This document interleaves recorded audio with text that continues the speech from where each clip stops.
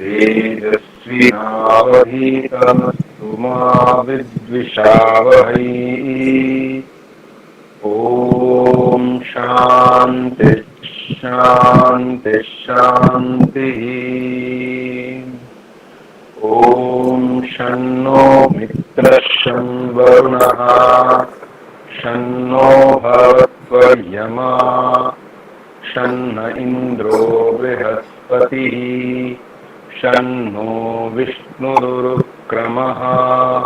नमो ब्रह्मणे नमस्ते वायो त्वमेव प्रत्यक्षं ब्रह्मासि त्वामेव प्रत्यक्षं ब्रह्म वदिष्यामि ऋतं वदिष्यामि सत्यं वदिष्यामि तन्मामवतु तद्वक्तारमवतु अवतु माम् अवतरिष्यामि ऋतं वदिष्यामि सत्यं वदिष्यामि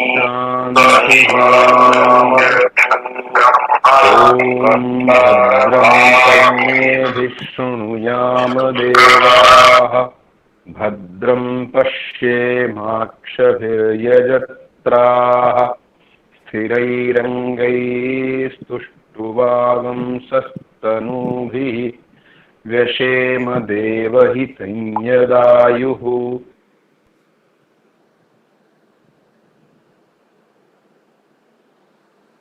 स्वस्ति नः पूषा विश्ववेदाः स्वस्ति नस्ताक्षो अरिष्टनेमिः स्वस्ति नो बृहस्पतिर्दधातु। ॐ शान्ति शान्ति शान्तिः। असतो मा सद्गमय तमसो मा ज्योतिर्गमय मृत्युर्मा अमृतं गमय। ॐ शान्ति शान्ति शान्तिः। सर्वे भवन्तु सुखिनः सर्वे सन्तु निरामयाः सर्वे भद्राणि पश्यन्तु मा कश्चित् दुःखभाग् भवेत्।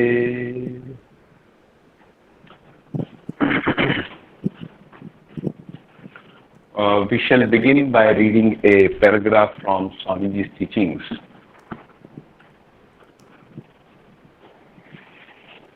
This will set in tune what we propose to do in our meditation. You see, we all have a mind, and this mind is the instrument for learning, for experiencing, for whatever that happens in our life. The mind plays the central role. Hello, Maharaj. Yes. Sorry for interrupting. One of the person has a question. Yes. It's an interesting question. Does chanting helps, or even listening to the chanting also helps? Yes, as per our scriptures, even listening to chanting without knowing its meaning also is helpful. It's not that you should not know the meaning. If you know the meaning, it's wonderful. You will be able to connect better. But even the very sound of Sanskrit shlokas it has its calming effect. That's how we look at it. Okay. Suppose somebody says, "No, I do not know Sanskrit." That's okay. You can listen to it on YouTube. Tune into some Shanti mantras. You are free to do that. Suppose you say, "No, I am not feeling attracted to it," then you can read the meaning of it. You can try to do some prayer. It helps you to set the mood ready for meditation. See, meditation is not like in computer. You switch on the you switch and say, "Boost it." Now computer will start it. So our mind is somewhat not like that and somewhat is like that.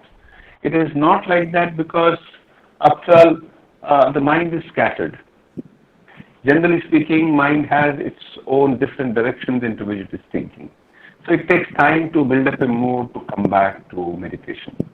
And it is somewhat like that because, yes, you are now, say, at the moment we presume that you are free from other engagements, you are attending it. So you are trying to boot up the mind. So it helps. This kind of chanting, this kind of prayer helps. Now, Swami Vivekananda's teachings, I am returning to the subject which we started.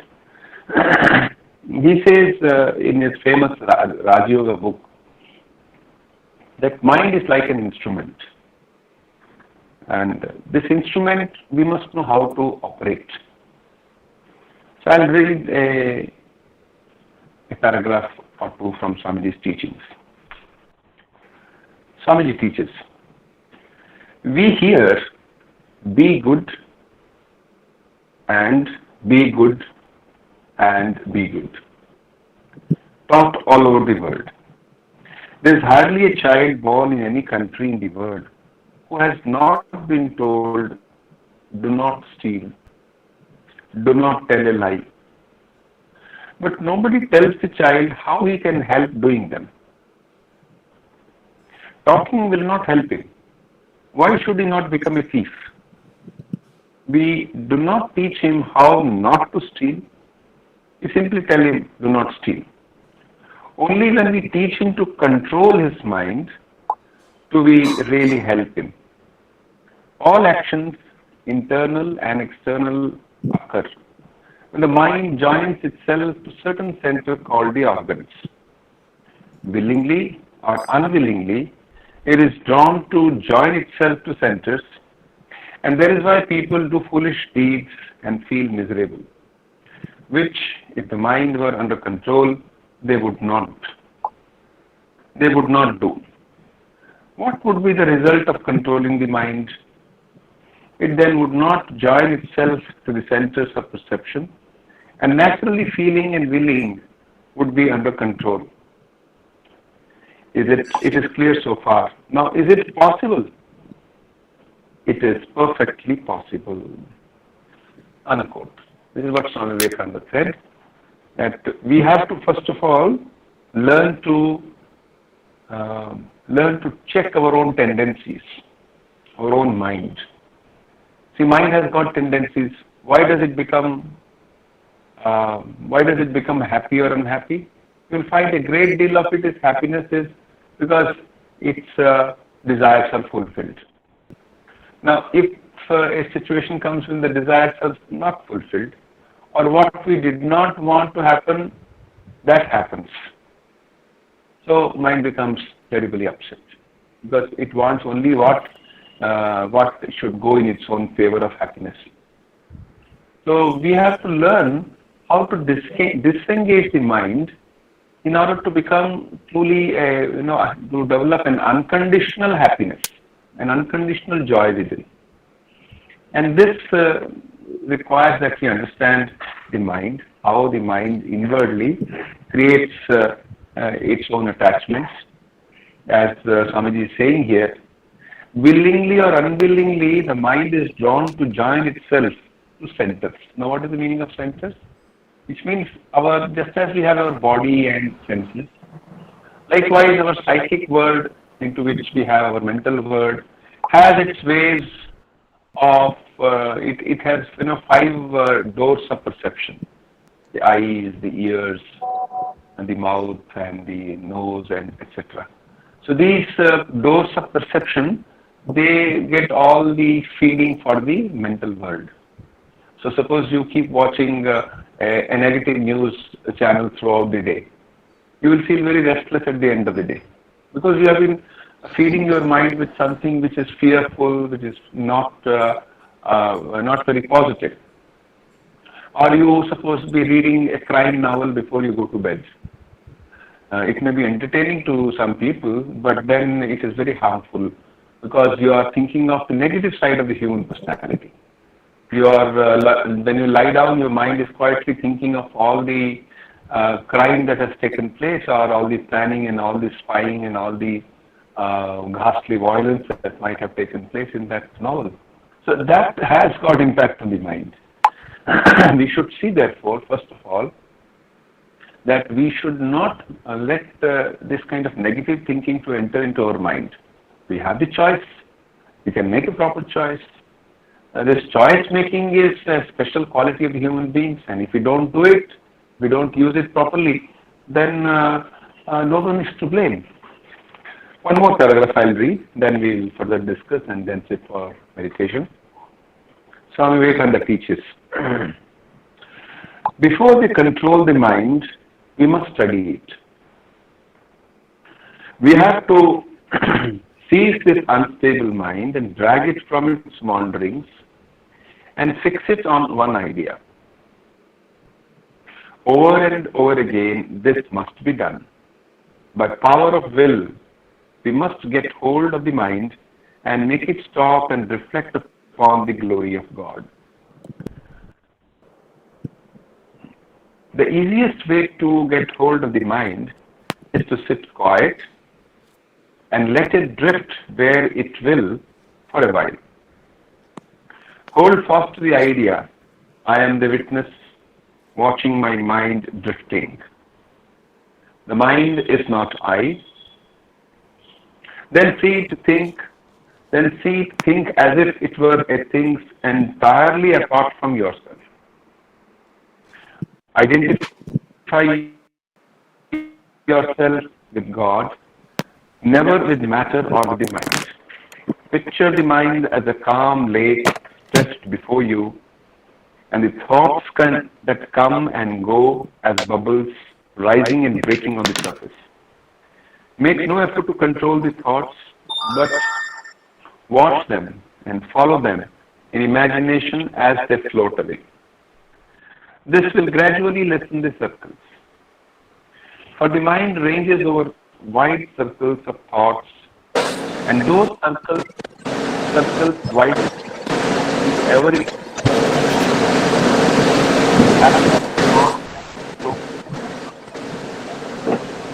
we want the process, and starting with a huge circle, make it narrower until at last we can fix the mind on one point and make it stay there. Hold to the idea, I am not the mind. I see that I am thinking, I am watching my mind act. And each day the identification of yourself with the thought and feeling will grow less until at last you can entirely separate yourself from the mind and actually know it to be apart from yourself. When this is done, the mind is your servant to control as you will. The first stage of being a yogi is to go beyond the senses. When the mind is conquered, he has reached the highest stage. Unquote. Now, in this paragraph, there are three things I will quickly discuss with you.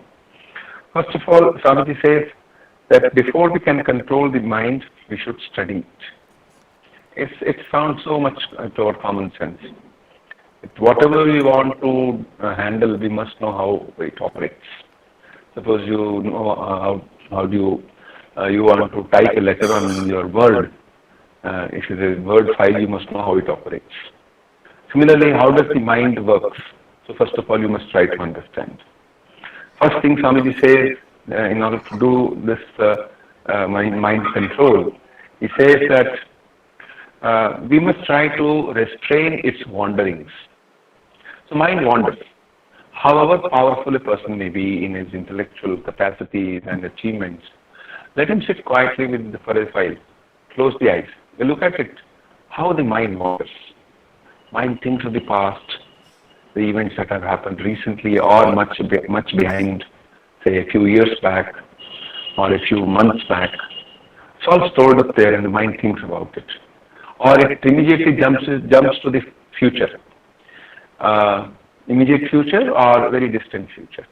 And while doing so, the mind is also developing its reactions.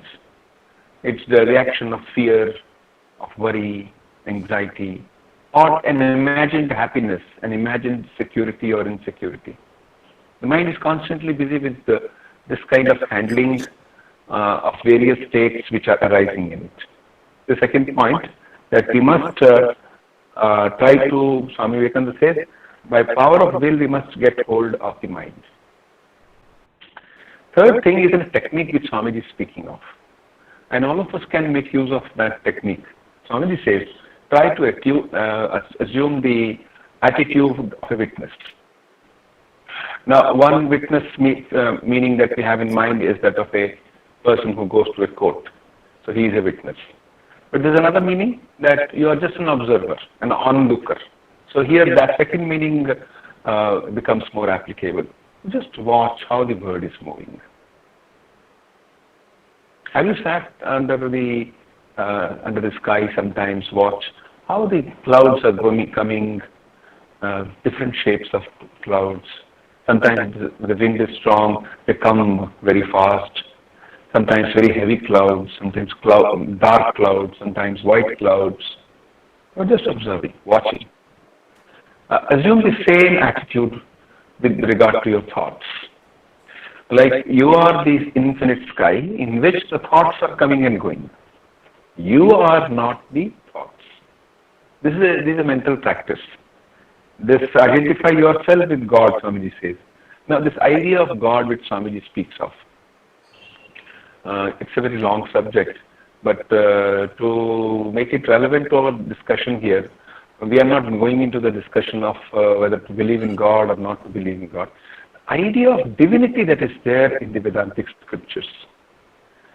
And this is what is being referred to by Swamiji here.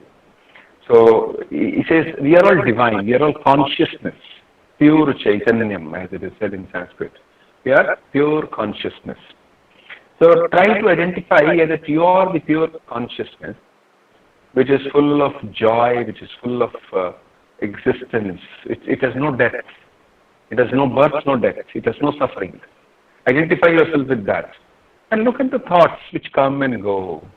Like clouds hovering over the sky, they come and go. Picture the mind like a calm lake. This is another imagination which a technique which you can take up. Picture the mind with like a calm lake. And your thoughts come like bubbles.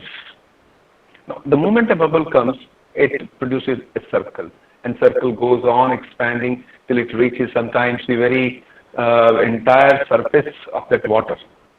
One circle, another circle. That's how mind is constantly working. Somebody has put on the...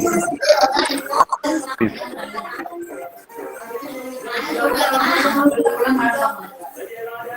I request everyone to please turn off your mics. Yes, it's okay. So this coming up of the thoughts,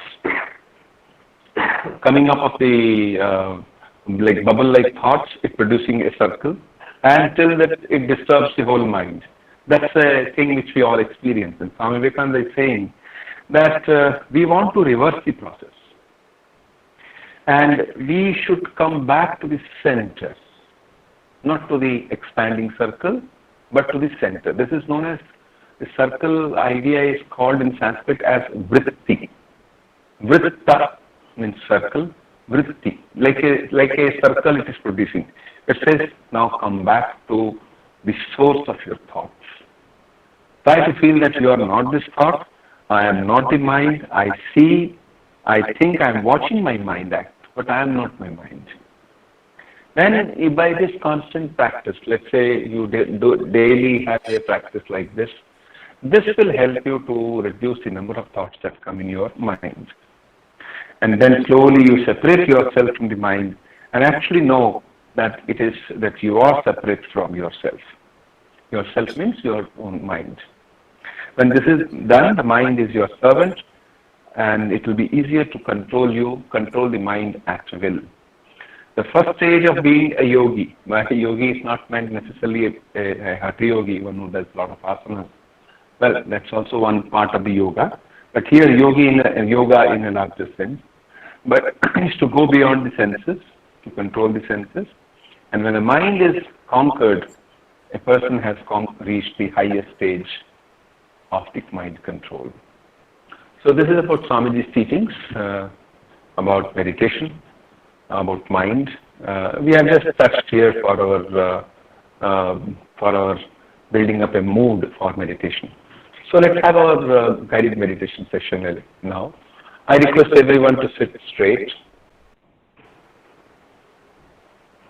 So for the next 15 to 20 minutes, we should be able to sit without making any changes in our posture.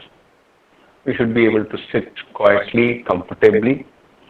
If you're sitting on a chair, make sure that you are sitting straight. If you're sitting on the floor, make sure that you are comfortable, that you don't have to change your position in between. You can use an asana or a carpet to sit on, which is easier. Please sit straight, and now keep your head, neck and spine in straight line and close the eyes.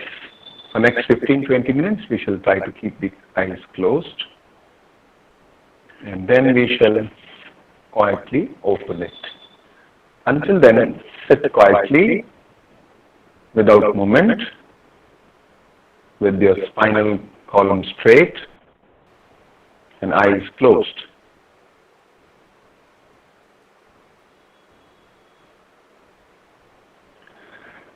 Sthira You should have that asanam posture, sitting posture, in which you are without any movement and without any discomfort. Sit straight, but don't feel any discomfort. Always it is good to sit wearing somewhat loose clothes so that we can sit without any difficulty.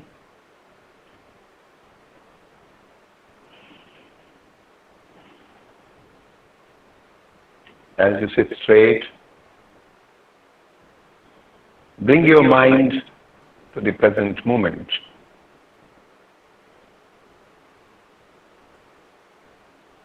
One of the ways of doing it is to focus on your breathing.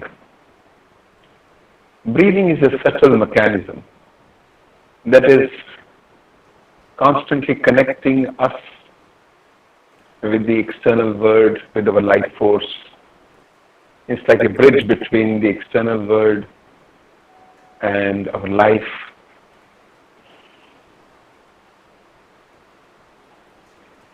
It also connects the body and the mind.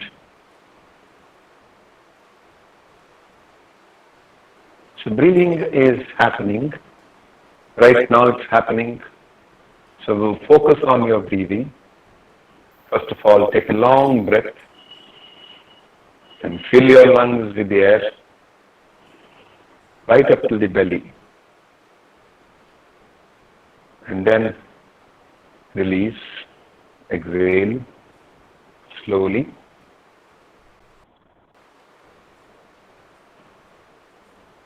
Again, fill up.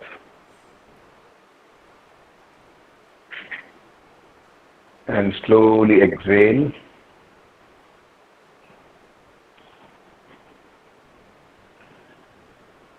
Again, take a long breath and slowly exhale.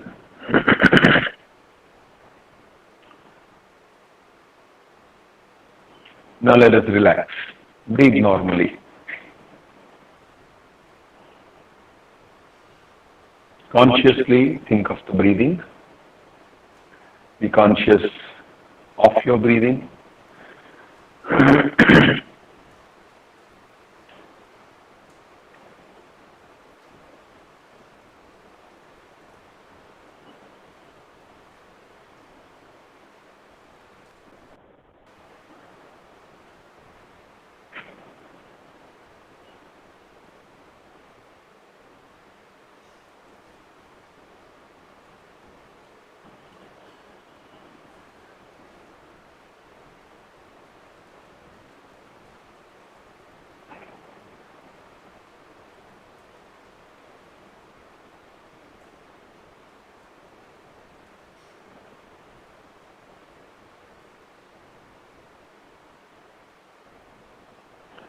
Now, let us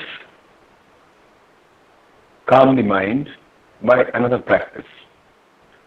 That is, pray for the well-being of all. May there be no negative thought about anybody in our mind. May there be only love. May there be only feeling of well-being for the good of all. Sarve bhavantu sukhinah, sarve santu niramaya, sarve bhadrani pashyantu, ma kaschid dukkha bhag bhavet.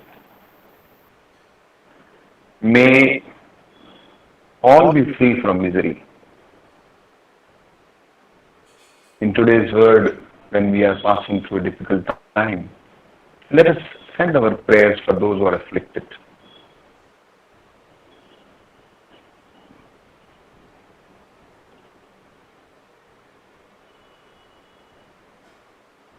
May all beings be free from misery.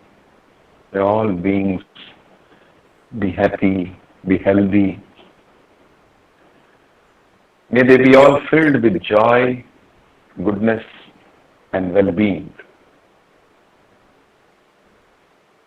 Let us forgive all, and let us seek forgiveness for whatever inadvertent mistakes that we might have done.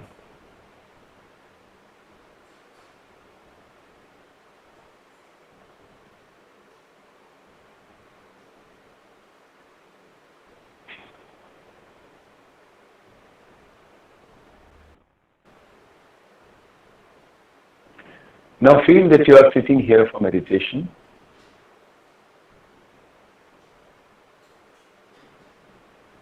You are sitting without movement. Think of your body. Think that you have this instrument given to us by God, this human instrument, to be born as a human being. How great it is to be born as a human being. So much of freedom, so much of intelligence, so much of an advanced nervous system. The human being is so powerful. Forget about your limitations. Have faith in yourself. Have faith in your inherent capacities. Capacity to do good. Capacity not to do evil. Think of that. Have faith in yourself. Don't worry about if whatever little disease you might have. Don't worry about it. Don't think of it. Feel that you are strong. Have positive affirmations. Affirm yourself that I am healthy, I am strong, I am self-confident, I have all the positive states of mind, all the good things with me. Feel that you are a child of the divine. We are not sinners. We are not bad or evil. We make mistakes. We slip down, but again we can rise up. Again we can stand on our own feet. Think like that.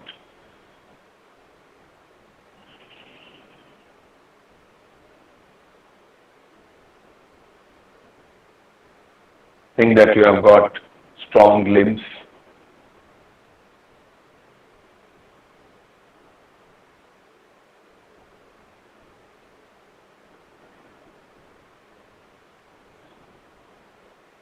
Now again return to your breathing. That subtle connection between the body and the mind. Be aware of your breathing.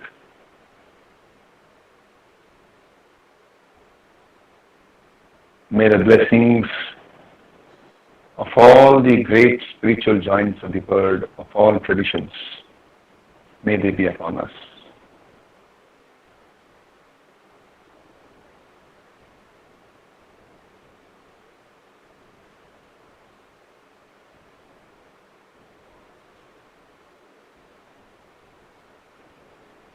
Now slowly try to watch your thoughts,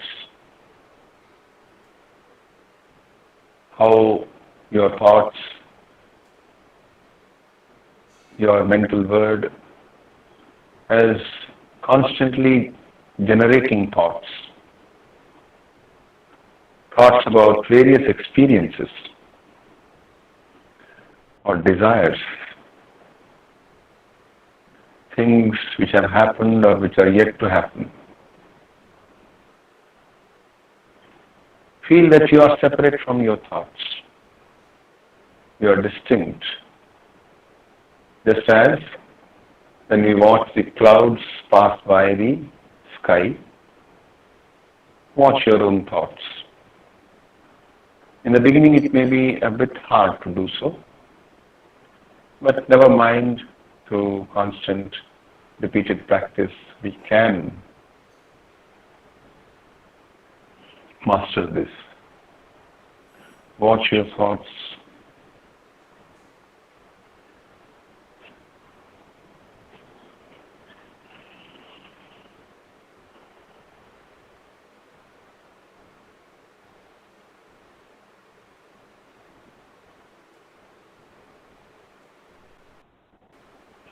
Don't get carried away by your thoughts. Don't react.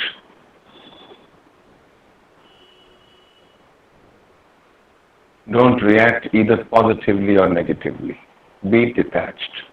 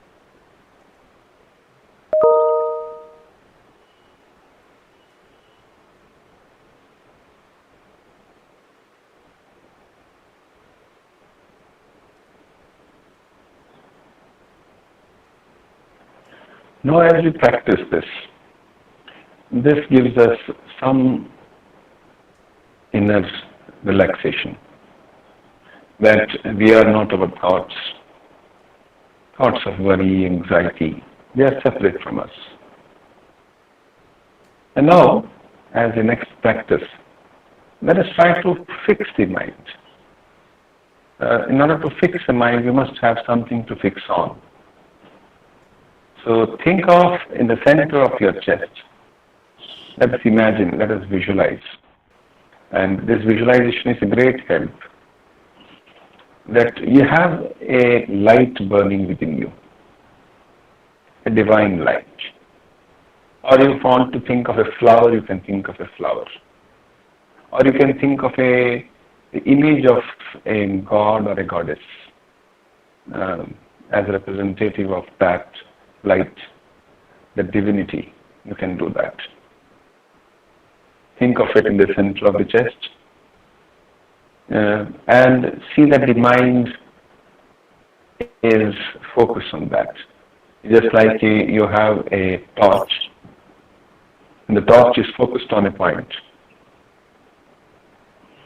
So your thoughts are like a torch, your mind is like a torch, and it is now focused on the object called your dheya, or that on which you are meditating on. So when we choose something, a divine, we will definitely gather the qualities of the divine.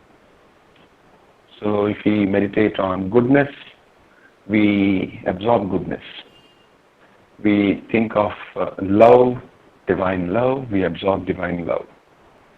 We can think of all these, all the divine qualities in that focus. So today is the first time practice for some people. Don't worry if you find it hard to continue for long. We are just going to continue for another few minutes. Please chant with me Om 3 times. After that, we will not have any instruction. For about 5 minutes, we shall meditate. Please join me in chanting Om.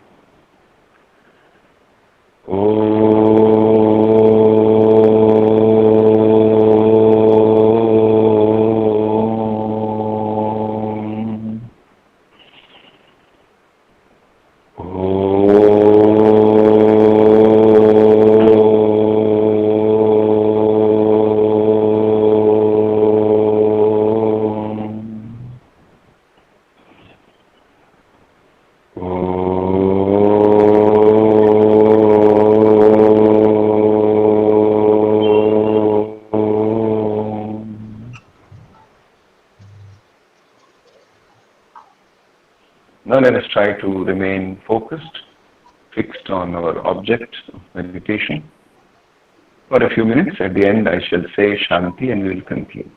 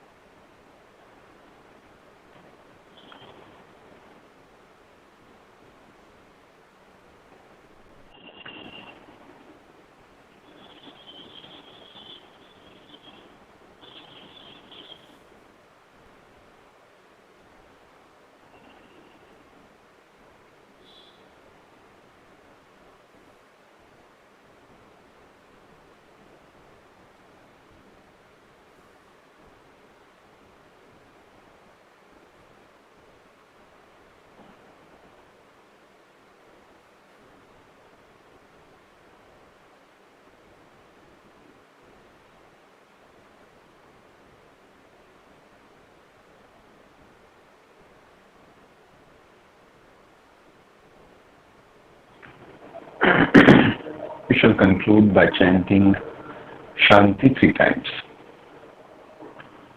Om Shanti Shanti, Shanti, Shanti, Shanti. Harihi Om. Now slowly open the eyes.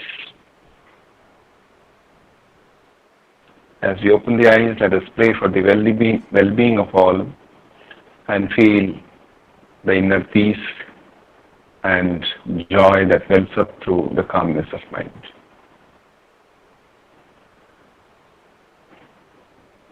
So, this is our meditation session for today. Do you have any question? You are welcome. If somebody has any query, you are welcome to put it in your chat box, and our Venkat will convey it to me. If anyone has any question, they can write in comments or they can open their mic.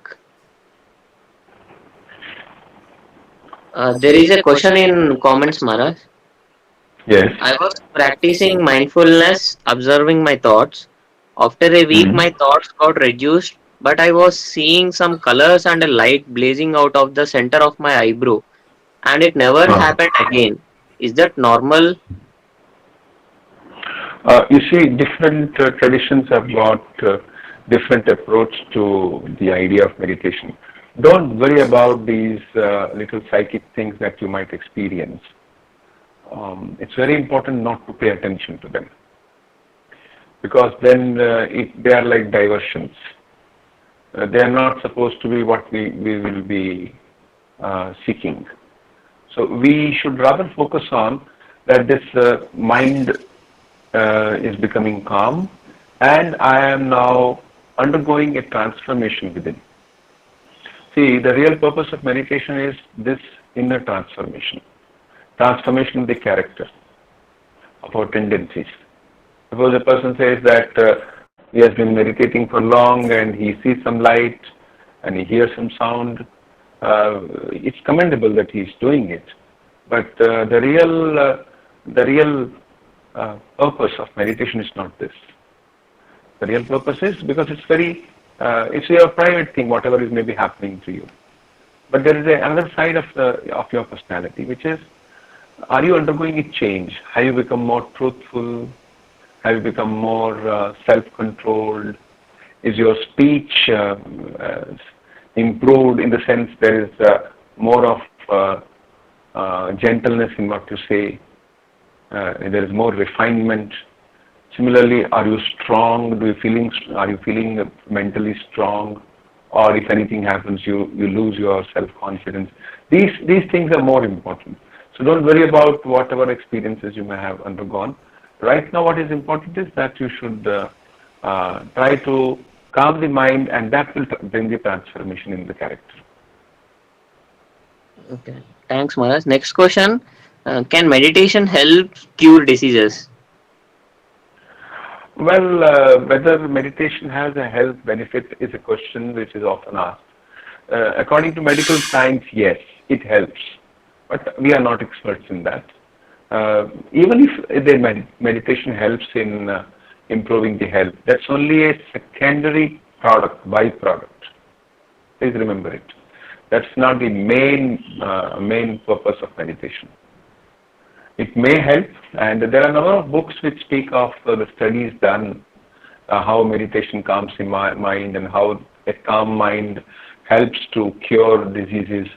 Actually, a lot of self-suggestion also comes into picture, what we call as auto-suggestion. Faith in certain things. So without even practicing meditation, if a certain person has got a great faith, that faith can cure. There are books on that which speak of, I think there was one book by Norman Cusin, if I offhand remember. It was called The Anatomy of an Illness. So he speaks of how he was identified, the author was identified with a rare motor organ disorder, and then how he cured it by two things. First of all, being always positive, he cut off himself from a negative word altogether. He would watch good movies, he would watch good things, and so on. He built up an atmosphere of joy and peace around him. And second thing, he also had taken large quantities of vitamin C in order to cure. These together helped him. Now, I'm not saying that you should also try, but I'm saying yes, there have been studies like that. So you should approach the right counselor who could help you in this way. But one thing is definite, that meditation, whether it cures you of some disease or improves your health or not, but meditation definitely calms the mind and we are able to handle anything in a much more matured manner. Thanks, Maharaj. Next question, is there a preferred time to practice meditation? I'm a beginner. Okay. Preferred time would be that as you get up in the morning, it depends on when you sleep. Generally, the students who are researchers, they don't have set timings for sleep. It may be 2 o'clock, it could be 3 o'clock, it could be 12 o'clock or 10 o'clock, very rarely at 9 o'clock. So if you sleep late, you can't get up early in the morning. So it is better you first fix whether you can sleep a little early. Then morning time is really the ideal time. But you should be refreshed after you have a good sleep. It should not be that you are very tired and then you force yourself, let me meditate. Then you will go and fall asleep. Better to have a good 6-7 hours of good refreshing sleep. And then you get up. Maybe it could be a little later. It could be 7 o'clock. It could be 8 o'clock. But don't make it too right into the midday. They say morning meditation has got a better effect. But suppose there is a reason you cannot get up very early. You can still have a meditation. You can do it in the evening, or find out a more convenient time.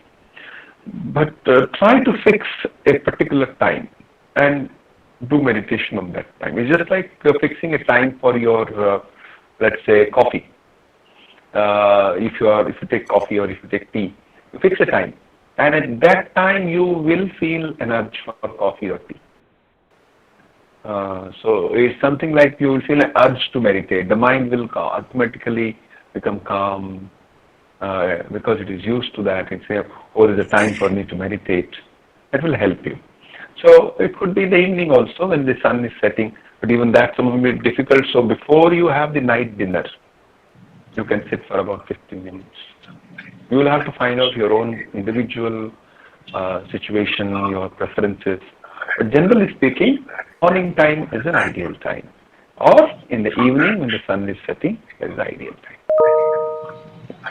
time. There are a lot of questions coming, Maharaj, but let me take only 3 and then we can close. The next question is, can I meditate on God or Goddess picture in mind or God as personality? You see, in meditation, what plays a role is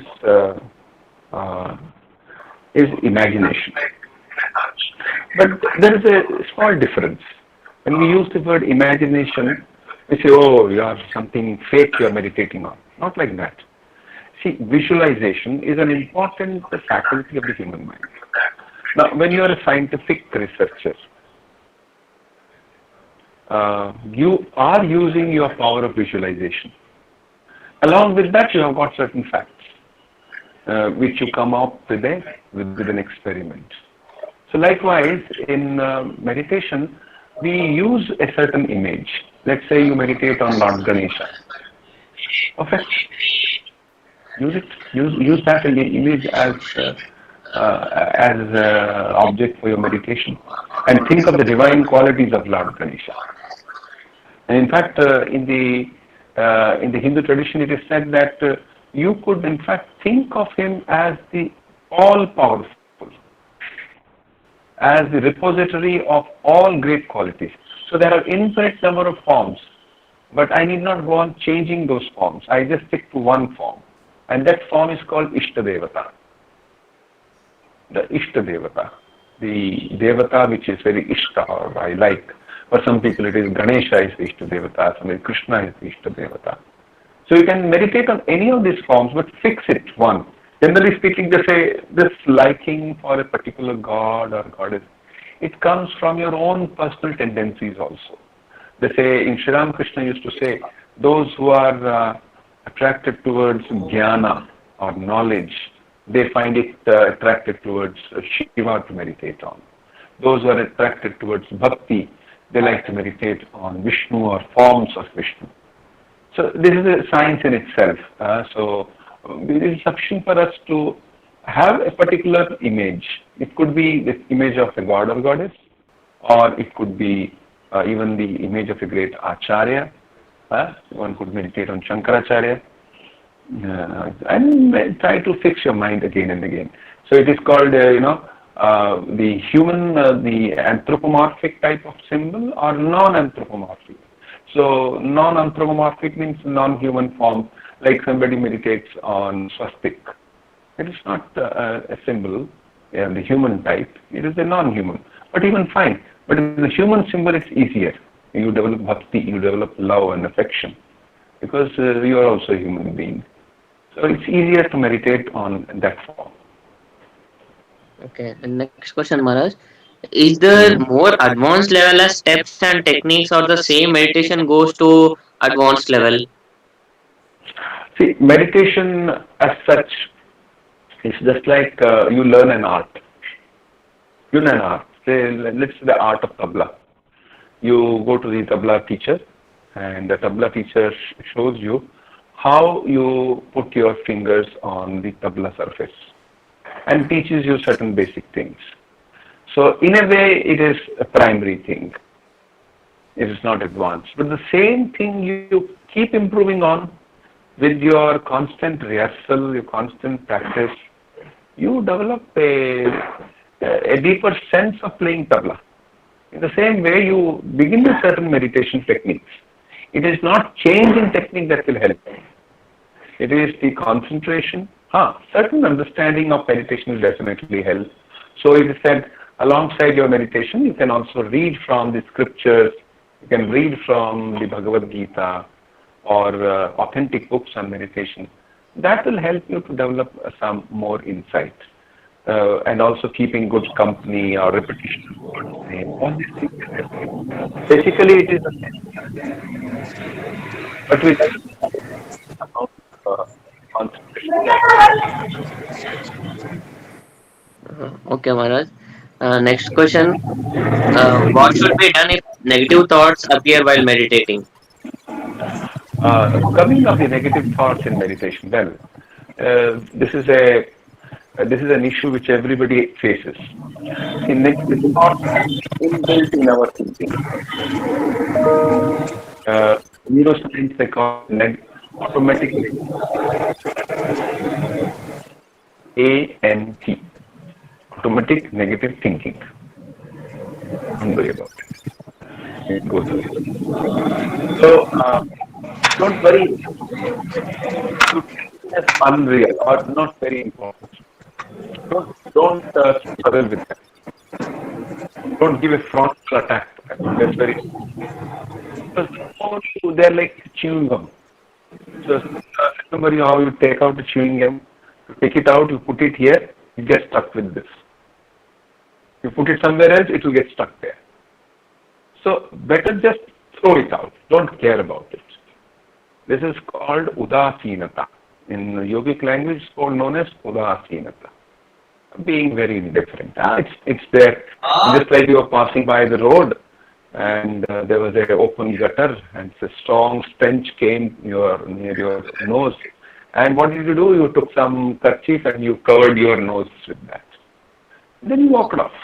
So you don't have to stand there and keep looking why the stench came and what I have to do. No. Similarly, some thought came. Don't worry about it. Have faith in yourself.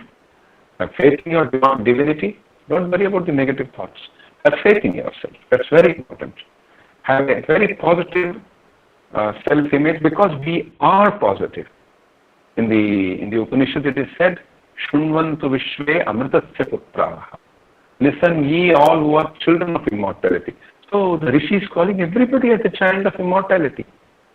It's not a particular community or a particular XYZ is being called so. Everybody is a child of God. But then we forget that. That's our source of problem. So try to remind that. And try to assert your own divine nature. Thanks, Maharaj. I guess we are running out of time, but there are a lot of questions. Yes. Uh, Yes. we can close for this time, Maharaj. Next time they can ask. We can have the questions next time. We can continue our discussion.